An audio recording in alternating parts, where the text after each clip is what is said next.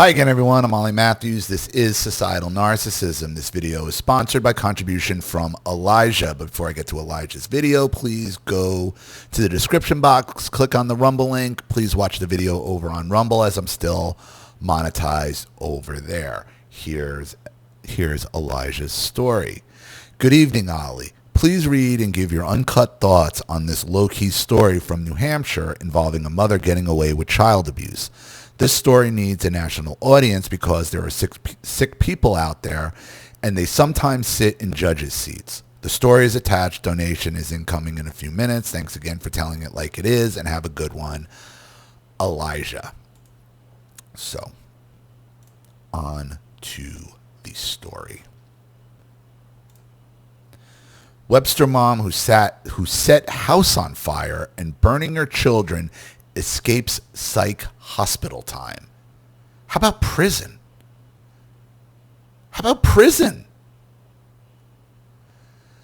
Judge agrees with insanity plea deal. Probation for Mary Elizabeth Liz Corliss, victim's father, chastises attorneys involved in the case. Oh my.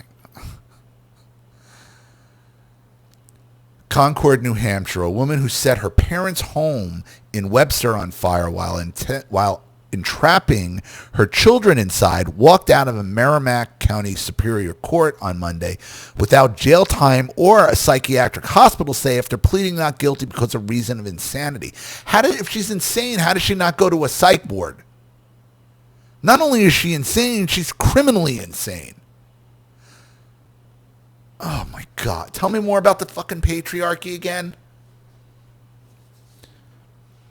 After hearing one victim witness statement from a father of one of the two children burned during the incident, Judge Dan St. Hilaire agreed with both the Merrimack County Attorney's Office and Mark Stitzy that Mary Elizabeth Liz Corliss, 41, should be sentenced to probation on 7 counts of arson, child endangerment, second-degree assault, deadly weapon, and reckless conduct in the February 2021 fire. Her children were 9 and 6 at the time. How does she not go to a mental ward at least? St. Hilaire walked Corliss through the charges, ensuring she understood the plea and all that would entail, and she was not intoxicated or under the influence of drugs. She denied being under the influence and confirmed she could speak English and understood the instructions and agreement. Before addressing Corliss's colloquy, I'm not even going to try to spit that out again. I know the word. I just can't say it. St. Hilaire turned to the prosecution to hear victim statements. Teresa Harrington, an attorney with the county attorney's office, introduced Alex McMillan, the father of Corliss's daughter and a police officer in Portsmouth. McMillan asked St. Hilaire to reject the deal and spoke about the damage done to his daughter, including a deep emotional and psychological scars due to being burned in the fire. He said the fire intended to take the lives of the children. McMillan called the incident a 4-year nightmare that began when he received a phone call from a Boscawen police sergeant notifying him of his daughter was being flown to Boston for care due to the fire. My God. McMillan drove to Boston and beat the helicopter to the hospital. He said his daughter was black with soot and her face was blistered with burns. There was blood all over the hospital room. He said and a machine was helping her breathe. What is wrong with this fucking what is wrong with the judge, with the attorney? Like, this is all calculated. This is all planned out. This is not the act of a friggin' somebody who's not responsible by reason of insanity. To her parents and her own children. The girl's younger brother was not expected to live, but miraculously made it through. I would not believe I would ever be able to talk to her again, he thought of that day. Never hear her laugh or never hear another one of her how come questions. McMillan said the lasting impact on his daughter required St. Hilaire to reconsider the plea deal, calling it a horrific crime. He told his daughter's mother, who showed no remorse during the hearing and offered no apology or penitence, that Molly knew her intentions for her and her brother. She told me she wishes you would have died in that fire, McMillan said. Your daughter wishes you died in a fire, he said. You showed your own children that you were a monster, and they will never forget this.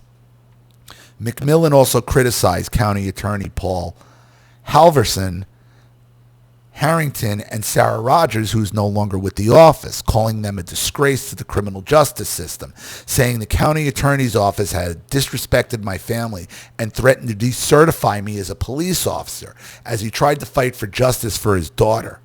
He said he felt sorry for the victims of Merrimack County. Worst of all, he said, you failed to provide protection to keep these kids safe. No child should have to live in fear. McMillan was also critical of Stitzy, saying he lived up to his reputation as being the attorney guilty people hire, the loudmouth with a wet ponytail. You're the scum of the earth, and I hope you retire following this. McMillan added there had been no consequences for Corliss's actions, and no justice was served, even after multiple breaches of her bail. Many family members wept while McMillan spoke. The guardian of Corliss's son was in court, but chose not to speak.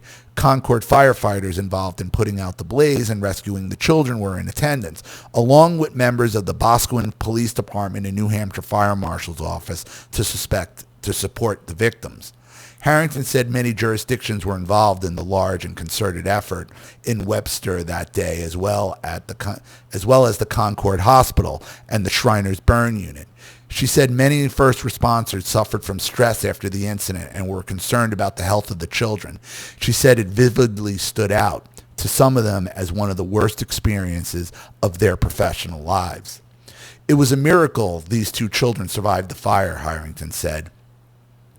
Despite McMillan's pleas, St. Hilaire ignored them. He called the case old with several other judges and would proceed with the agreement.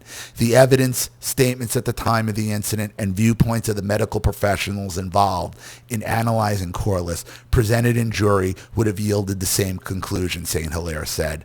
Corliss was given the chance to offer an allocution, but she refused. The commitment to order requires Corliss not to contact the victims, although that could change. St. Hilaire noted that a future family court could modify the provisions. She must adhere to the supervision by a New Hampshire Department of Corrections, NGRI clinical coordinator, and a probation and parole officer. Corrections and the county attorney's office will have access to her medical records. Corliss is required not to engage in any assaultive or threatening behavior, and is not allowed to possess firearms, destructive devices, deadly weapons, or ammunition. She must also be of good behavior, obey all laws, and remain arrest-free. If there are no parole violations, the agreement will be reviewed in 5 years. Why? Why did they give this woman? Because it's an old case. This is your criminal justice system.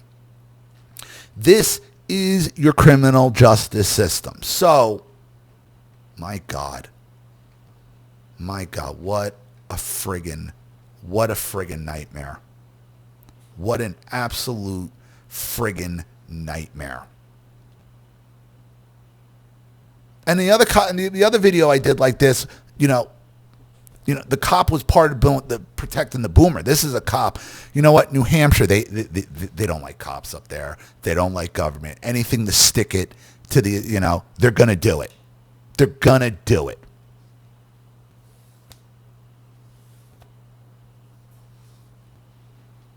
Would a father ever get this kind of a deal if he did this to his children? No, and nor should he. She should be in a prison. She should be buried under the freaking prison.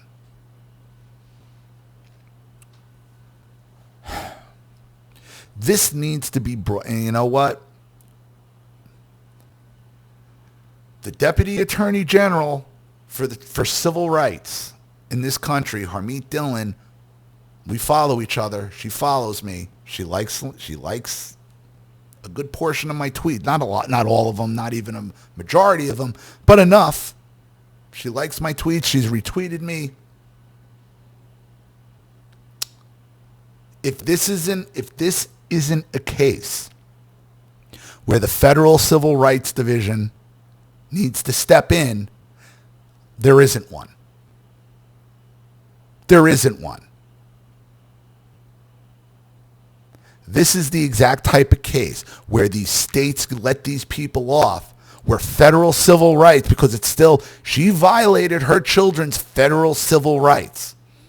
Now, the state attorney or the state psychiatrist can say she's crazy. Well, you know what? She violated federal civil rights. So there needs to be a federal psychologist that analyzes this and makes that die, because no. So when this video goes up, I will be tweeting this at Harmeet Dillon. And if you're on X, and that's why I tell everybody to follow me on X, okay, this video, this story needs to be tweeted at the federal, at the Justice Department, at the Civil Rights Division of the Justice Department. And listen, Harmeet's one of the people I do have faith in. You know, I've followed her for a very long time. She is who she says she is. And this is the type of case, if she's able to bring charges, I have to believe if she sees this, she's going to look into it and find out what's up. 2021, she lit a house on fire, burned her children. It's 2020. This was in March of 2020. This deal finally went through. So for 4 years, you couldn't bring this one. Get the hell out of here. They string it out so they could say, oh, this has been going on for 4 years. It's got to end, yada, yada. And they hope nobody's paying attention. So, yeah, this needs to be brought. This needs to be brought to the federal civil rights, because this mother, okay, those are federal civil rights. That's not it's not double jeopardy. It's not. You can charge her with civil rights violations, because that's exactly what she did federally. That's what needs to happen here. You can't keep allowing this. You can't keep allowing this. There has to be justice. There has to be real justice, not this two-tiered bullshit that we've been going through. Two-tiered, three-tiered, depending on who you are, where you fall in the arc depends on how much justice or lack of justice or over justice you get. What? Not even in a mental institution, just probation. They thought these children were going to die. The doctors, the nurses, the firefighters are traumatized by it. How is she not in a criminally insane mental institution? Oh, she's better now? She waited so long for her plea deal. Now she's better? Well, you know what? I want a federal psychologist with the Civil Rights Division analyzing her. Has to happen. Tell me more about the freaking patriarchy. Just please. The two-tiered justice system, or how many tiers on this justice system. This is horrendous. She did this to her own children and her parents. And maybe she hates her parents, but a 6 and a 9-year-old? Your own children? No. There's a lot more to this story that needs to come out. So, thank you, Elijah, for your contribution in the story. I really appreciate it. Thank you to everybody watching. Please leave any opinions in the comment section below. And again, if you want your story read on the channel, you have a topic you'd like me to cover, something you want to expose, you'd like to set up a Skype, a phone call, have a private video made, you'd like to sponsor a video like this for someone who needs help and can't afford it, or just make a contribution to the channel in general to keep it supported, growing, and successful, because this channel survives 100% on contributions from all of you. Without you guys, all this goes away. So if you like what you see here and you want to see more videos like this, you know what to do with either the Cash App, Zelle, PayPal, and email links in the description box below. Also, please like and share this video wherever you can. Subscribe to my channel if you haven't. And be sure to click the subscription bell to be notified of all my video uploads. Also, be sure to subscribe to both my channels on Rumble. And if you haven't watched on Rumble, please do. Even a click helps. Follow me on X and Telegram as well. I'm Ollie Matthews. This has been Societal Narcissism. Take care, everyone.